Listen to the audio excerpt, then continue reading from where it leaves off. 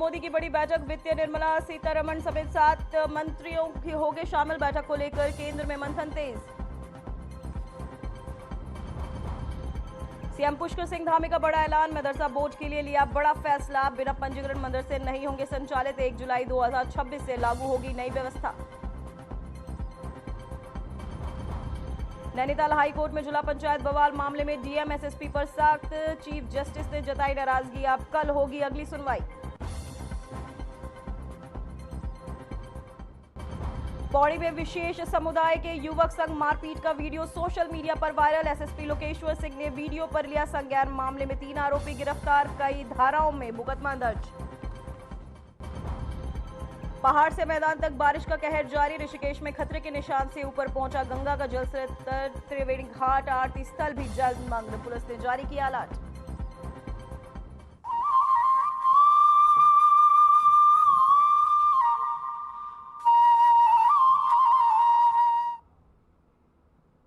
नमस्कार, मैं हूं पूजा सिंह और आप देख रहे हैं हमारा अपना उत्तराखंड का ये खास बुलेटिन। चलिए बुलेटिन की शुरुआत करेंगे आज की कुछ खास बड़ी खबरों के साथ। उत्तराखंड के मुख्यमंत्री पुष्कर सिंह धामी ने चमोली जिले के गैरसैंण में आयोजित बीजेपी विधायक दल की बैठक में हिस्सा लिया। इस महत्वपूर्ण बैठक में पार्टी के कई वरिष्ठ नेता एवं विधायक मौजूद रहे। वहीं बैठक में बीजेपी के प्रदेश प्रभारी दुष्यंत गौतम भी उपस्थित रहे। वहीं आपको बता दें, बैठक का उद्देश्य आगामी विधानसभा सत्र के पूर्व संगठनात्मक रणनीति, विधायियों का एजेंडा और प्रदेश में विकास कार्यों की समीक्षा रहा है। वहीं मुख्यमंत्री ने विधायकों से संवाद कर जनहित से जुड़े मुद्दों पर सक्रियता बढ़ाने और सरकारी योजनाओं के प्रभावी क्रियान्वयन पर जोर दिया।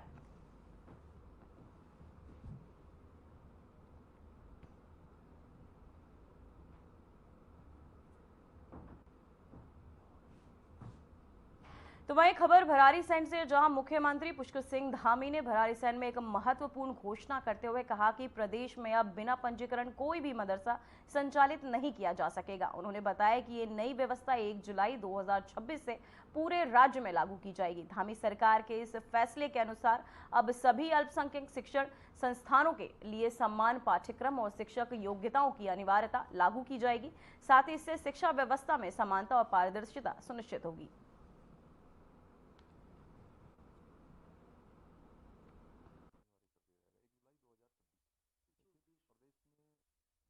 देखिए, प्रदेश में जितने भी मदरसे चल रहे हैं, जो पंजीकृत हैं, गैर पंजीकृत हैं, 1 जुलाई 2026 से अगर वो पंजीकृत नहीं होंगे तो उनको जो रजिस्ट्रेशन है वो अनिवार्य रूप से जो है उनको लेना पड़ेगा। और उनको जो हमारा अल्पसंख्यक शिक्षण संस्थान का दर्जा प्राप्त करने के लिए उत्तराखंड राज्य में अल्पसंख्यक शिक्षा प्राधिकरण है, उसमें वो आवेदन कर सकेंगे। 1 जुलाई से ये अनिवार्य कर दिया जाएगा, 1 जुलाई 2026 से।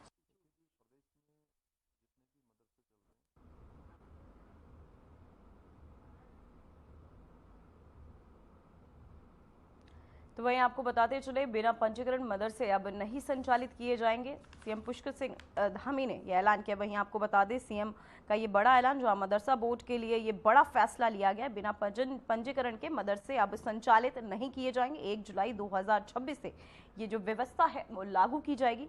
तो वहीं आपको बताते चले, सीएम पुष्कर सिंह धामी ने बड़ा ऐलान किया है मदरसा बोर्ड को लेकर।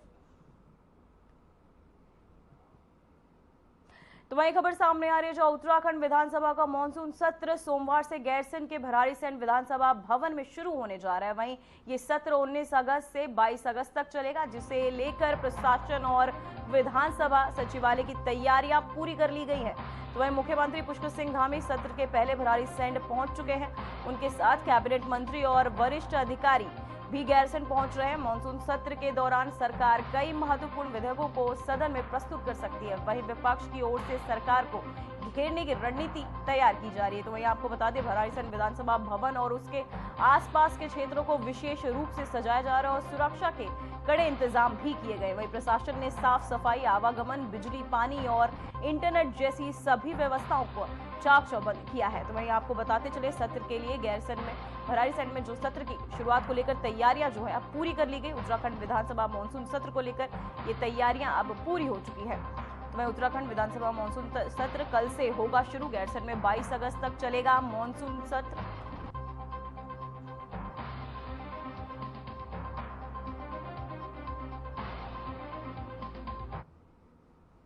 वहीं उत्तराखंड विधानसभा का मॉनसून सत्र इस बार 19 अगस्त से 22 अगस्त तक गैरसैंण में आयोजित किया जा रहा है, लेकिन सत्र शुरू होने से पहले इसे लेकर सियासी घमासान शुरू हो गया है। विपक्ष लगातार सत्र की अवधि बढ़ाने की मांग करता रहा। वहीं अब कांग्रेस के वरिष्ठ नेता और पूर्व कैबिनेट मंत्री हरक सिंह रावत ने गैरसैंण सत्र पर सवालों की बौछार कर दी है। वहीं हरक सिंह रावत ने तीखा बयान देते हुए कहा कि जब मैं सच बोलता हूं तो बहुतों को दिक्कत होती है। उन्होंने गैरसैंण में आयोजित हो रहे सत्र को जनता के साथ धोखा बताया।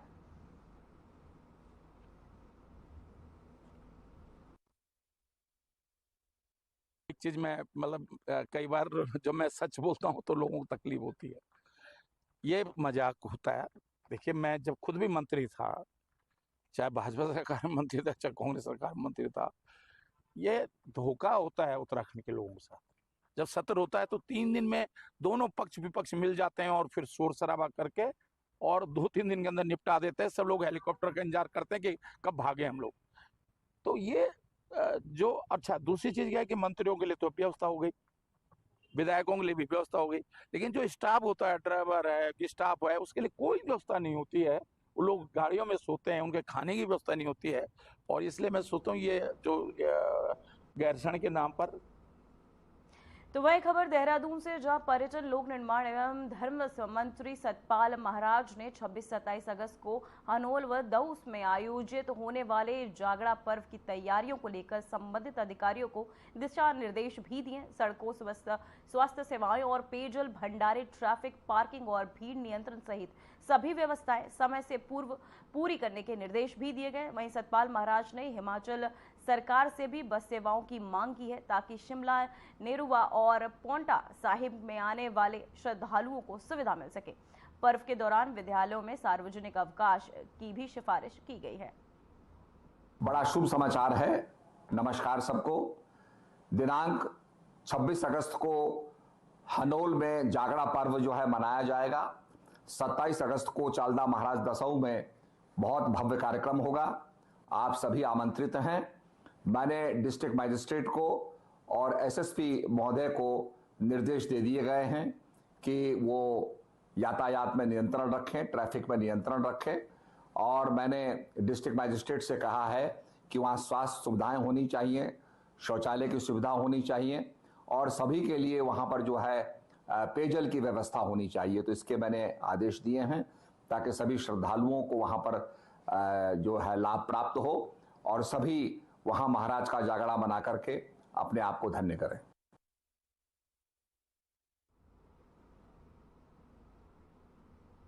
तो वही खबर उत्तरकाशी से है, जहां गंगोत्री धाम जाने वाले श्रद्धालुओं और यात्रियों के लिए राहत भरी खबर सामने आई है।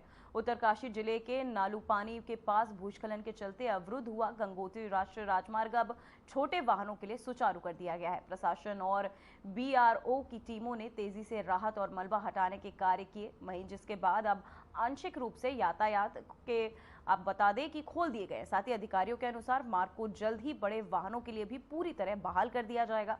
मौके पर जेसीबी और अन्य भारी मशीनें लगातार मलबा हटाने में जुटी हुई। साथ ही सुरक्षा के दृष्टिकोण से यात्रियों को सतर्कता बरतने की अपील भी की गई है।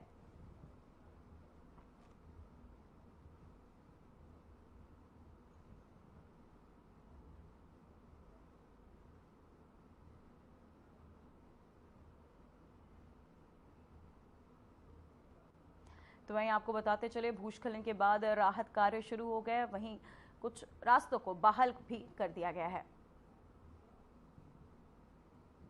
तो वहीं नैनीताल से इस वक्त की बड़ी खबर सामने आ रही है, जहां हाई कोर्ट ने एसएसपी पर जताई नाराजगी, पंचायत सदस्यों की सुनवाई से इनकार। कोर्ट ने प्रशासन को दिए निर्देश, 19 अगस्त को अगली सुनवाई। आपको बताते चले, हाई कोर्ट ने एसएसपी पर नाराजगी जताते हुए आपको बता दें पंचायत सदस्यों की सुनवाई से इनकार कर दिया है। वहीं कोर्ट ने प्रशासन को निर्देश भी दिए हैं। साथ ही 19 अगस्त को अगली सुनवाई होनी है। तो वहीं आपको बताते चले, नैनीताल से इस वक्त ये बड़ी खबर जो है सामने आ रही है। वहीं कोर्ट ने प्रशासन को निर्देश भी दिए, साथ ही 19 अगस्त को अगली सुनवाई होनी है। पंचायत सदस्यों की सुनवाई से इनकार को लेकर आपको बताते चले, कोर्ट के ये जो निर्देश है वो सामने आए हैं।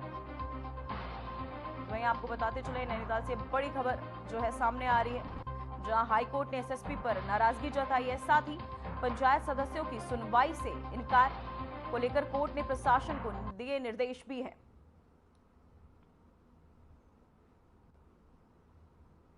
तो वहीं आपको बताते चले पंचायत सदस्यों की सुनवाई से इनकार।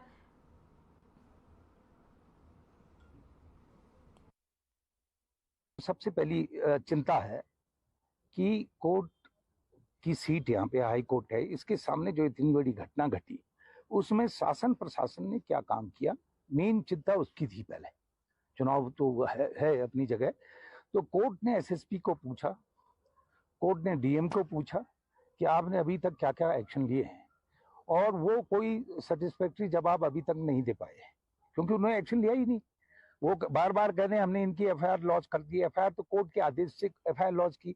एफआईआर लॉन्च करके जब आदमी हथियार से, एक तो किडनैपिंग का केस है, किडनैपिंग वीडियो से है, भले वो कोई कहे कि किडनैपिंग नहीं हुई है, किडनैपिंग तो वीडियो पे हुई है, दिखी है, साफ साफ दिख रही है, फिर हथियार भी हैं। तो ऐसे केस में अरेस्ट क्यों नहीं है भाई? अरेस्ट तो आपने कोई एक्शन लिया नहीं।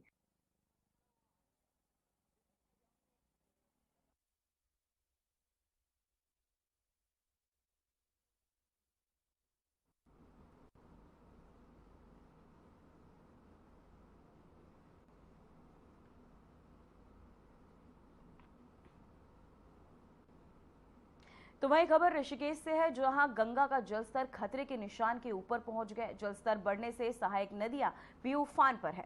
वहीं त्रिवेणी घाट का आरती स्थल जलमग्न हो चुका है। पर्वतीय और मैदानी क्षेत्रों में हो रही लगातार बारिश से स्थिति गंभीर बनी हुई है। तो वहीं गंगा नदी का बढ़ता जलस्तर, जैसे देखते हुए आपको बताते चले, नदियों का जलस्तर बढ़ चुका है। गंगा नदी का बढ़ता जलस्तर, जिसके चलते आपको बताते चले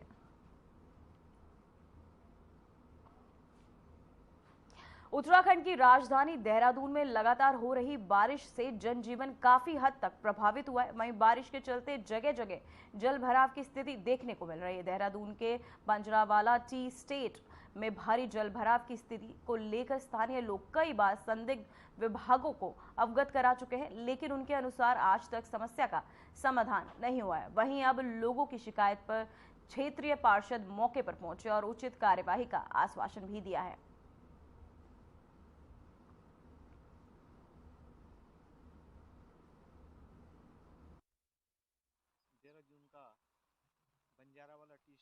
वार्ड 84 बंजारावाला का क्षेत्र है और लगभग 2 दिन से आप लोग यहाँ पे कंप्लेन आ रही थी। आज हम मौके पर आए हैं, देख रहे हैं काफ़ी पानी का यहाँ पे जल भराव है। और जहाँ तक आप लोगों से संज्ञान से है तो ये ऊपर जो मध्य बिहार का जो इलाका है वहाँ का पानी इधर छोड़ा गया है बिना निकासी के, जो आपने मुझे बताया है। और मैं देख रहा हूँ तो स्थिति यही उत्पन्न हो रही है कि ऊपर का जो पानी है वो नीचे की साइड छोड़ा गया है और यहाँ पे कोई निकासी का कोई भी यहाँ पे कोई निकासी का तरीका नहीं है। फिलहाल हम तो कोशिश करेंगे, अभी हमारे पास संज्ञान में पहली बार आया है ये, तो हम कोशिश करेंगे इस पानी को निकाले किसी तरीके यहाँ से। मगर जो ऊपर का पानी इस तरीके से यहाँ छोड़ा गया है ये थोड़ा गलत है और हमारे मकानों को बहुत ज़्यादा खतरा हो गया है और ये जिम्मेदारी नगर निगम की है पूरी। अगर कुछ होता है मकानों का, कुछ भी होता है, अगले महीने मच्छर, डेंगू, दुनिया भर की मलेरिया की बीमारी, डेंगू की बीमारी फैलने वाली है। जो है इनके सिंचाई विभाग की है इसमें, लेकिन वो कभी जो है इस तरफ जो है ध्यान देते नहीं है और उसी का कारण है कि जो है ये नालियाँ साफ नहीं होने के कारण ये सब जो है खेतों में आ रहा है, घरों में आ रहा है, सड़कों में पानी आ रहा है। स्टेट बंजारावाला। तो वही खबर देहरादून से, जहां शिमला बाईपास रोड पर संभावाला गांव के पास बरसाती नाले में रपटे एक बाइक तेज बहाव में बह गई। वहीं स्थानीय लोगों ने उसे बचाने की कोशिश की, लेकिन बाइक को बहने से रोक नहीं पाए। गनीमत रही कि कोई जनहानि नहीं हुई। घटना के बाद इलाके में लोगों में डर का माहौल देखा जा रहा है।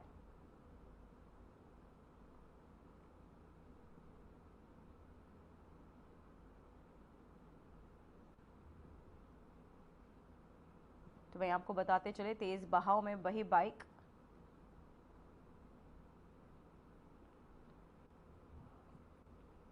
अब वक्त हो चुका है एक छोटे से ब्रेक का।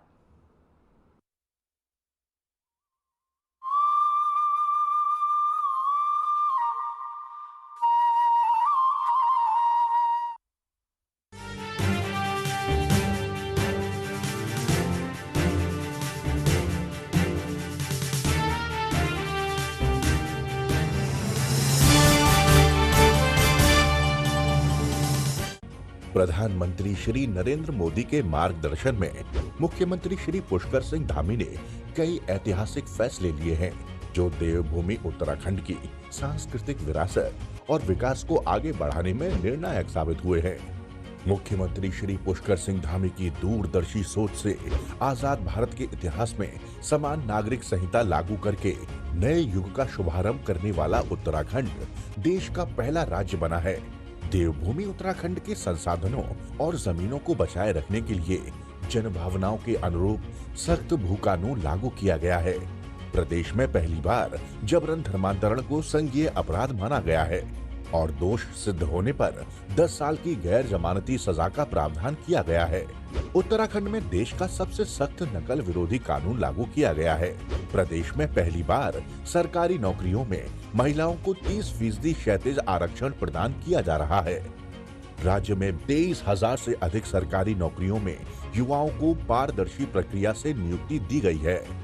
डबल इंजन सरकार के कुशल नेतृत्व में G20 बैठकों से उत्तराखंड को ग्लोबल पहचान मिली है। इन्वेस्टर्स समिट से प्रदेश में निवेश के नए द्वार खुले हैं। राष्ट्रीय खेलों का भव्य और सफल आयोजन हुआ है और देश भर में खेल भूमि के तौर पर आधुनिक उत्तराखंड की पहचान बनी है। उत्तराखंड के पर्यटन को नए आयाम देने के लिए प्रदेश में पहली बार शीतकालीन यात्रा की ऐतिहासिक पहल की गई है।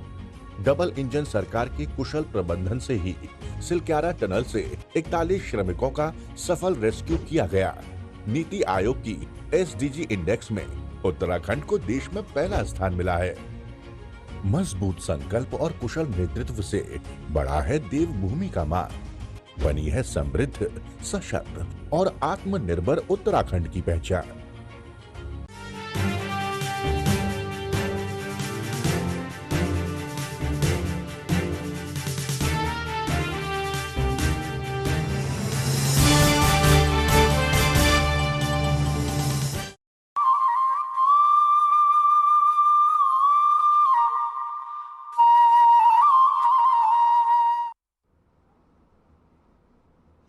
तो वह उत्तराखंड में लगातार हो रही बारिश के चलते कई इलाकों में सड़कों पर मलबा और भूस्खलन की वजह से यातायात बाधित हो गया है। लेकिन राहत की बात यह है कि प्रशासन लगातार एक्शन में है। NDRF और SDRF की टीमें JCB मशीनों की मदद से अवरुद्ध सड़कों को खुलवाने का काम कर रही हैं ताकि आम लोगों को जल्द से जल्द राहत मिल सके। साथ ही रेस्क्यू ऑपरेशन भी जारी है। देखिए इस पर हमारी एक खास रिपोर्ट। उत्तराखंड में लगातार हो रही बारिश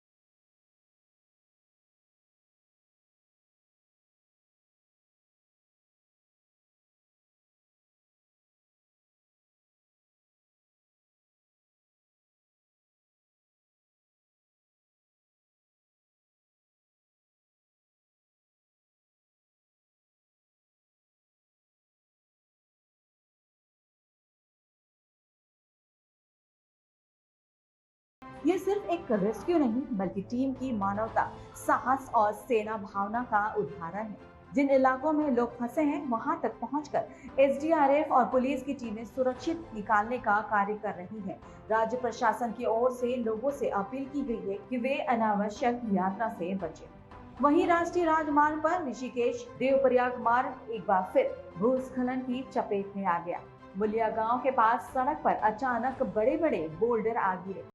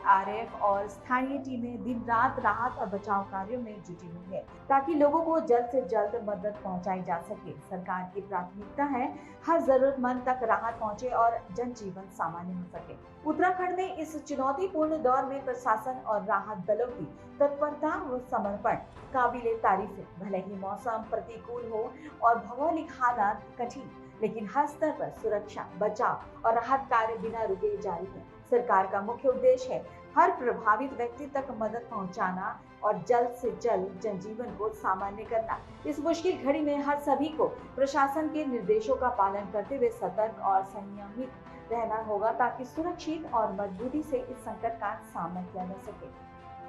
ब्यूरो रिपोर्ट आरएटी। तो वही खबर रुड़की से, जहां गंगनहर कोतवाली क्षेत्र में उस समय हड़कंप मच गया जब पुलिस चेकिंग के दौरान हिस्ट्री शीटर बदमाश से मुठभेड़ हो गई।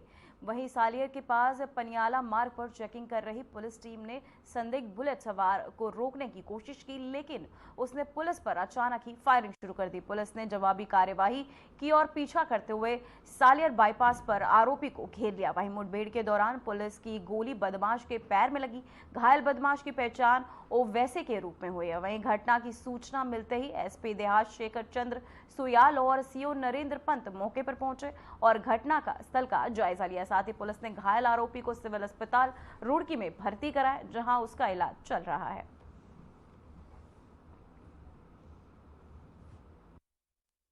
आज थाना गंगनहर में पनियाला कट के पास में एक वाहन चेकिंग के दौरान आज एक एनफील्ड मोटरसाइकिल में एक व्यक्ति को रोकने का प्रयास किया गया, तो उसके द्वारा पुलिस पर फायर करते हुए वहां से भागने का प्रयास किया। पुलिस के द्वारा तत्काल जवाबी फायरिंग में इसके पैर में गोली लगी, जिसे तत्काल संयुक्त चिकित्सालय रुड़की में लाया गया है। और इसके जो प्रारंभिक जांच इससे अभी तक हमें पता चला है, ये व्यक्ति, इसका नाम ओबेस पुत्र फुरकान है और यह थाना गंगनहर का हिस्ट्री शीटर भी रहा है और करीब 14 से ऊपर अभियोग इसके भिन्न भिन्न धाराओं में दर्ज हैं। अभी जो प्रारंभिक जानकारी हमें मिली है, अभी कुछ दिन पूर्व एक बच्चे के रेप के और पोक्सो एक्ट के तहत ये व्यक्ति वांछित भी चल रहा था। अभी डॉक्टर ने इसको खतरे से बाहर बताया है। इसका इलाज के दौरान उसके उपरांत इसको न्यायिक परीक्षा में भेजा जाए।